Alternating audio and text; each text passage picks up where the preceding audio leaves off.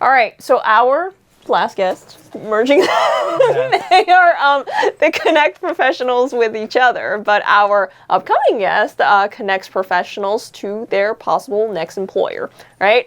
We have Ariel Schur with us today. She's going to join us in a little bit. She's the CEO and founder of UBS Staffing. She's going to give us like an overview on how millennials and Gen Zs should turn their internships into full-time jobs, which is very important because, as we said earlier, a lot of millennials and Gen Zs, we feel, ooh, internships, first of all, they're poorly paid, if they're paid at all, which sometimes it's not even legal, but people get away with it. Super important topic. What's your view on that, first of all? It's always hard to making a first impression. Internships are important. There are ways that we can utilize that experience to land a full-time job.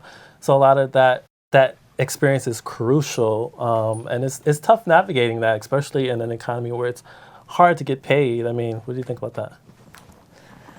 I agree. I do think the unfortunate truth is nowadays a lot of company, when they hire interns, they don't expect them to come back to begin with. Like when I was looking for a job when I was a sophomore or junior in college, I was probably in a luckier position that a lot of the place I interviewed for, they wanted to beat everybody else, right? They said, okay, let's interview them while they're still younger than a senior, and now we just get them so we don't have to do this all over again a little bit later. Nowadays, the trend I see more and more is, oh, we're just going to rotate interns. We're just going to hire interns, they don't get paid very much, and then once their 3, 6, 9 months term is up, okay, we'll get a new batch and we'll do the same thing. So they come into the workplace with nearly no possibility of landing a full-time job, right, with that particular place. But that being said, I think it's still, the experience is valuable. You can take that elsewhere.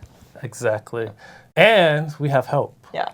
So to get this skinny, Ariel, yes. Let's talk internships. I mean, this is a really tough time for people to transition from college, to take these internships, to turn them into actual full-time job, to pay off student loan debt, buy a house, start a family, all these things. What are your thoughts on this struggle? How do they make it work? Well, there's a few thoughts I have on the topic. One thing that I think is really interesting is that I've been seeing a lot of even high school kids starting to take that proactive effort and get internships. And that was something so far from the realm of my thinking when I was in high school. I was like a camp counselor or wanting to hang out with my friends. And I am seeing that a lot more, and that's interesting to me. I also, I appreciate what you're saying, but I think there's kind of both sides where there are a lot of companies now realizing that if you create this program and structure, this is an opportunity to bring people in, mold them. It's a blank slate. It's an awesome opportunity to discern both from an employer's vantage point as well as the employee to see, is this a good fit for me? Is this a place where I want to start my career? And so I think it's really an interesting, exciting opportunity to capitalize on. Yeah, I mean, I don't know how many high school kids watch our show, but for the people who are already in college and a little older, 20-somethings, what actionable suggestions do you have for these Gen Zers or millennials or younger millennials if they feel they're being so discouraged by the current jobs environment? I mean, I think an internship is a great opportunity to network, to again, get a sense and feel of being in a job. It's kind of almost, I also do temporary as well as direct hire placements. And I kind of view it as the same mindset where you can use this almost like a dress rehearsal as an opportunity to really get a sense of the culture, the workflow, and use this as, a chance to see if it's a good fit, take it seriously. I think a lot of times, sometimes people are like, oh, it's an internship. But the truth is, you never know where that internship can lead to. And it's so important to really take it seriously, to be professional, to be proactive, and use this as a platform. So as Julia was mentioning, a lot of our viewers, they're 20-somethings. They're like trying to figure out their lives and how to navigate. So when they have these internships, oftentimes they are told, like, do this, show up on time, leave early, come late, whatever.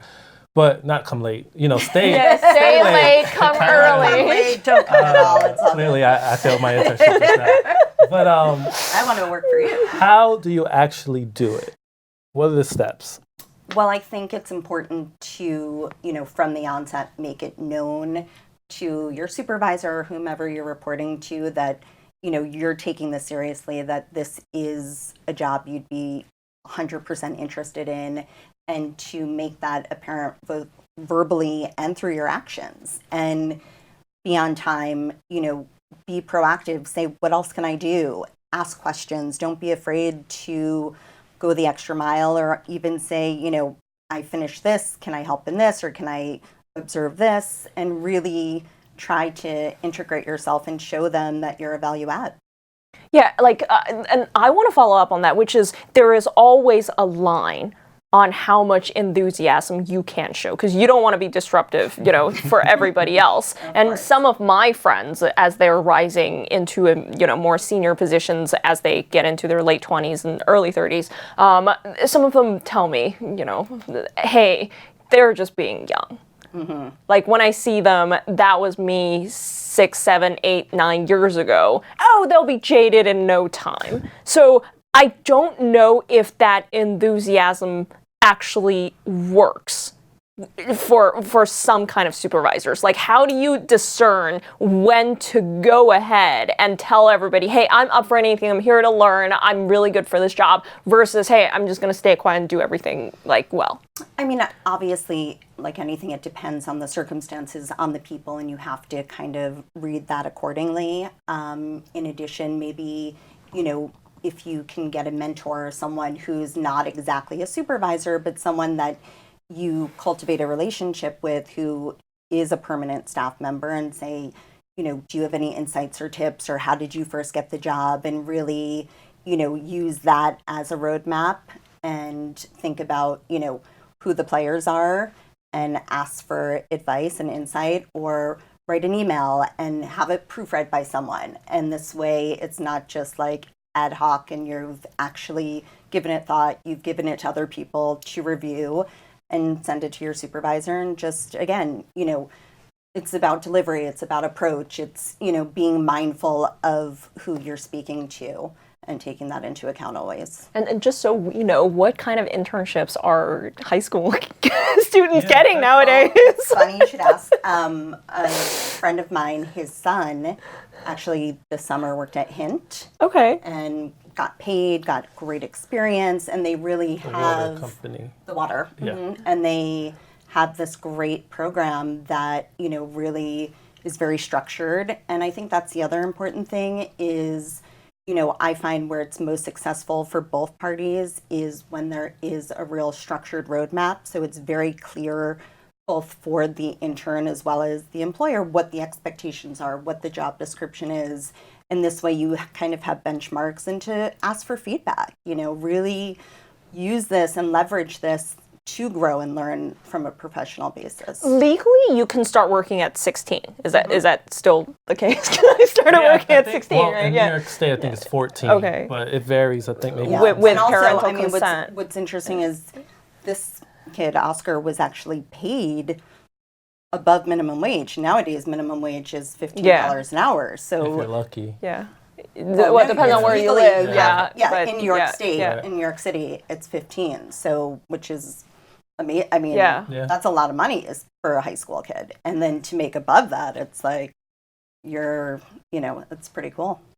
Yeah, I think to Julia's point too is like, there's a lot of precocious students out there, and there's not enough companies that have structure for that early of a cohort for high school students. So hopefully that'll be a trend that we see more of. Yeah, no, I think it's exciting, and there's a lot of opportunity for both parties to really capitalize from it.